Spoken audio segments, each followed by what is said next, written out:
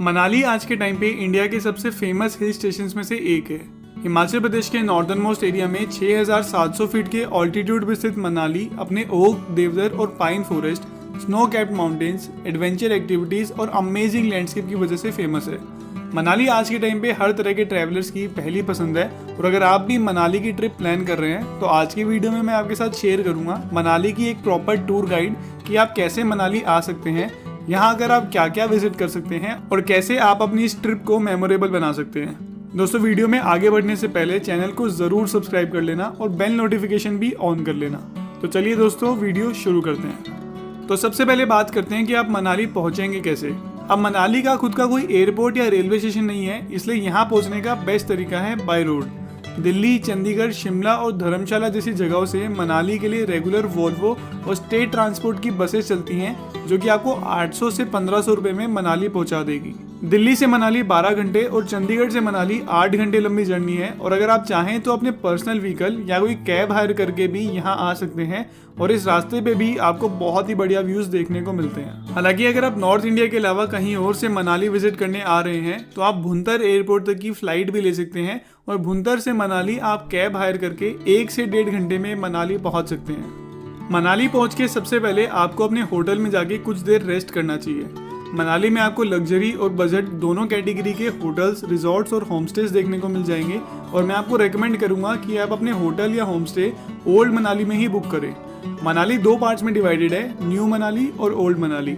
New Manali में जहां आपको मॉल रोड, शॉपिंग सेंटर और टूरिस्ट का क्राउड देखने को मिलता है, वहीं ओल्ड मनाली में आपको नेचुरल ब्यूटी, पीसफुल वाइब्स और लेस क्राउडेड जगह देखने को मिलती है और इसी वजह से आपके स्टे के लिए ओल्ड मनाली बेस्ट प्लेस है। दोस्तों, मनाली को अच्छे से एक्सप्लोर करने के लिए आप यहाँ से बाइक या कार भी रेंट पे ले सकते हैं। बाइक्स आपको यहाँ 600 से 1500 रुपए पर डे और कार 1500 से 2500 रुपए पर डे के हिसाब से रेंट पे मिल जाएगी। लेकिन अगर आपको मनाली जैसी एडवेंचरस रोड्स पे ड्राइव करने का एक्सपीरियंस नहीं है तो एडवाइजेबल यही होगा कि आप यहाँ से एक प्राइवेट कैब हायर करें जिसे ड्राइव करने के लिए आपके साथ एक एक्सपीरियंस ड्राइवर होगा।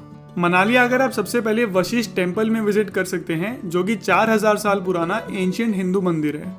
ये मंदिर रामायण काल के ऋषि वशिष्ठ को समर्पित है जो कि भगवान राम और लक्ष्मण जी के गुरु भी थे। इस मंदिर के पास एक हॉट वाटर स्प्रिंग भी है जहाँ पूरे साल गर्म पानी बहता है और माना जाता है कि इस पानी में काफी मेडिसिनल प्रॉपर्टीज भी है जिससे हमारी स्किन की काफी सारी प्रॉब्लम्स क्योर भी हो जाती है। यहाँ पे लेडीज और जेंट्स के लिए प्रॉपर अलग अलग बेदिंग एरियाज बनाए हुए हैं और इस मंदिर में आकर आपको इस हॉट वाटर स्प्रिंग में डुबकी भी जरूर लगानी चाहिए।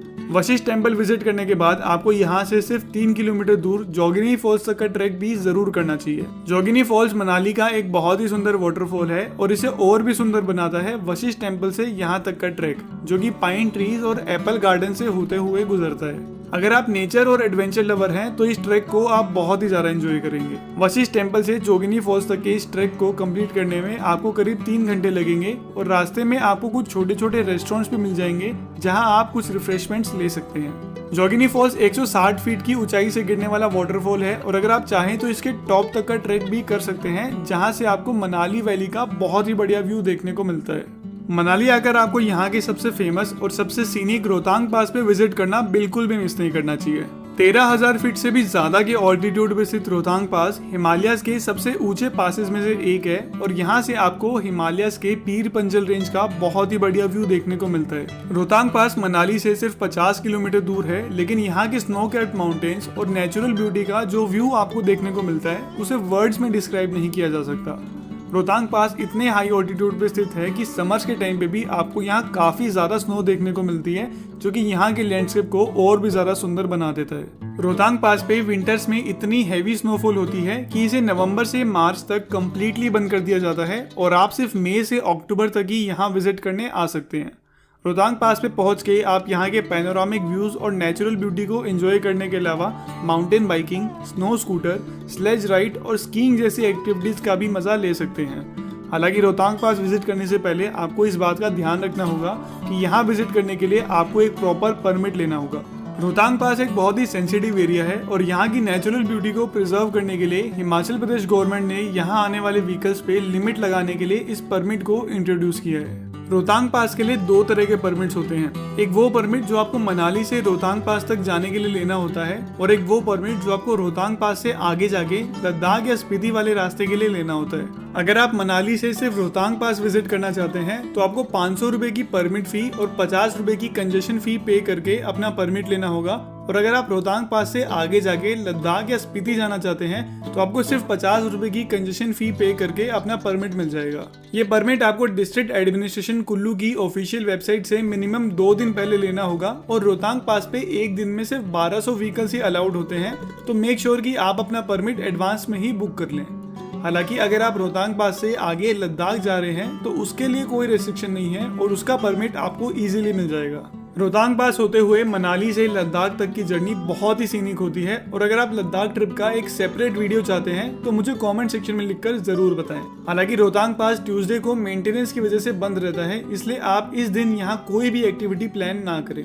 ये परमिट आपको सिर्फ मनाली से रोहतांग पास जाने के लिए चाहिए होता है, लेकिन अगर आप लद्दाख या स्पीति वाले रास्ते से रोहतांग पास होते हुए मनाली आ रहे हैं तो आपको इस तरह के किसी भी परमिट की जरूरत नहीं है और आप इजीली यहाँ आ सकते हैं।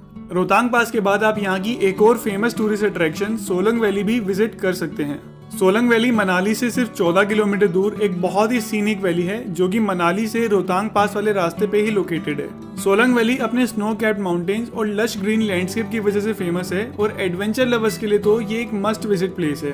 मनाली की सारी एडवेंचर एक्टिविटीज जैसे कि paragliding, cable ropeway, snow scooter और जॉर्बिंग आपको सोलंग वैली में ही देखने को मिलती है। विंटर्स के टाइम पे सोलंग वैली पूरी तरह से स्नो में कवर हो जाती है, जो कि इसे स्कीइंग और बाकी विंटर एक्टिविटीज के लिए परफेक्ट डेस्टिनेशन बनाता है। सोलंग वैली की ज्यादातर एडवेंचर एक्टिविटीज आप 500 रुपए से 2000 रुपए में बहुत अच्छे से एंजॉय कर सकते हैं। हमारी लिस्ट में अगला नाम है हडिम्बा देवी टेम्पल का। हडिम्बा देवी टेम्पल मनाली का एक काफी फेमस टेम्पल है जो कि महाभारत काल के पांडव भीम की वाइफ हडिम्बा देवी को समर्पित है। 1553 में बना ये मंदिर ओल्ड मनाली से सिर्फ 3 किलोमीटर दूर देवदार के फॉरेस्ट में सिचुएटेड है और ये मंदिर अपने यूनिक आर्किटेक्चर की वजह से भी फेमस है। पगोडा स्टाइल आर्किटेक्चर में बना ये मंदिर मेनली लकड़ी और पत्थर से बना है जो कि अपने वुडन गेट्स और कोन शेप्ड रूफ की वजह से जाना जाता है और इस तरह का आर्किटेक्चर आपको बहुत ही कम हिंदू मंदिरों में देखने को मिलता है। हडिम्बा देवी टेम्पल विजिट करने के बाद आप यहाँ से कुछ ही किलोमीटर दूर जाना विलेज के जाना वाटरफॉल पे भी विजिट करने जा सकते हैं जो कि 30 फीट की हाइट से बहने वाला एक बहुत ही सीनिक वाटरफॉल है। इस वाटरफॉल तक पहुंचने के लिए आपको पाइन और देवदार के डेंस फॉरेस्ट में से ट्रैक करना होगा जो कि एक बहुत ही सुंदर ट्रैक होता है। ट्रैकिंग की बात करें तो मनाली से आपको काफी सारे एडवेंचरस और सीनिक ट्रैक ऑप्शंस मिलते हैं और आप मनाली से हमता पास ट्रैक, 20 कुंड ट्रैक, ब्रिगू लेक ट्रैक, देव डिब्बा ट्रैक, सर पास ट्रैक, चंद्रखनी पास ट्रैक और रानी सुई ट्रैक का मजा ले सकते हैं। मनाली आकर यहाँ के टूरिस्ट प्लेसेस के अलावा आपको यहाँ के ट्रैकिंग रूट्स को भी जरूर एक्सप्लोर करना चाहिए क्योंकि मनाली के ट्रैक पूरे हिमाचल के सबसे सीनिक ट्रैक्स में से एक होते हैं। दोस्तों इन सब के अलावा भी आप मनाली आकर काफी सारी प्लेसेस जैसे कि Manikaran Sahib Gurudwara, Manu temple, Sethan valley, Arjun Gufa, Kasol, Beas river view point, great Himalayan national park और भी काफी सारी जगहों पे विजिट कर सकते हैं। मनाली के बारे में एक और चीज आपको ध्यान रखनी होगी कि बस के अलावा आप किसी भी व्हीकल से अगर मनाली में एंटर होते हैं तो आपको उसके लिए भी एक परमिट लेना होगा जो कि बाइक के लिए 100, पर्सनल कार के लिए 200 और पैसेंजर व्हीकल के लिए 300 रुपए में आपको डिस्ट्रिक्ट एडमिनिस्ट्रेशन कुल्लू की वेबसाइट से इजीली मिल जाएगा। अगर आप भी मनाली की ट्रिप प्लान कर रहे हैं तो बेस्ट एक्सपीरियंस के लिए आपको मार्च से जून और सितंबर अक्टूबर में यहाँ विजिट करना चाहिए। लेकिन अगर आप स्नो लवर हैं और स्कीइंग जैसी एक्टिविटीज का मजा लेना चाहते हैं तो आप विंटर मंथ्स में भी यहाँ विजिट करने आ सकते हैं। तो दोस्तों ये था हमारा आज का वीडियो। अगर आपको ये वीडियो अच्छा लगा तो अपने फ्रेंड्स और फैमिली के साथ वीडियो को शेयर करें, चैनल को सब्सक्राइब करें और लाइक का बटन दबाना ना भूलें। अगले वीडियो में मिलते हैं। Till that time good bye.